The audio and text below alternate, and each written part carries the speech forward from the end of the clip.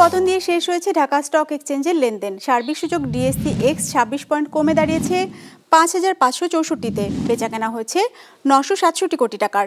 লেনদেনে অংশ নেওয়া শেয়ার ও মিউচুয়াল ফান্ডের মধ্যে দর বেড়েছে ৯৮টির, কমেছে ২৬৬টির, আর অপরিবর্তিত আছে ৩০টির দর। এবার বাজারের বিশ্লেষণ শুনবো অ্যালায়েন্স ক্যাপিটাল অ্যাসেট ম্যানেজমেন্টের।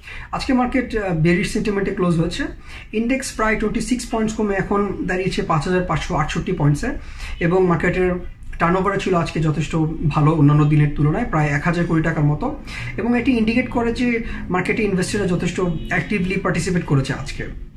পার্সেন্টেজ ওয়াইজ আজকে প্রাইস বেড়েছে মাত্র 26% কোম্পানির, প্রাইস কমেছে 67% কোম্পানির প্রাইসের, এবং অপরিবর্তিত ছিল মাত্র 7% কোম্পানির প্রাইসের। যদিও আজকে বেশিরভাগ কোম্পানির প্রাইস কমতে দেখা গেছে, তবু আজকে ইন্ডেক্স কমেছে যথেষ্ট কম, এবং এটা ইন্ডিকেট করে যে যেসব কোম্পানির প্রাইস কমেছে তাদের বেশিরভাগই ছিল স্মল এবং মিডিয়াম মার্কেট ক্যাপিটালাইজেশনের সাইজের।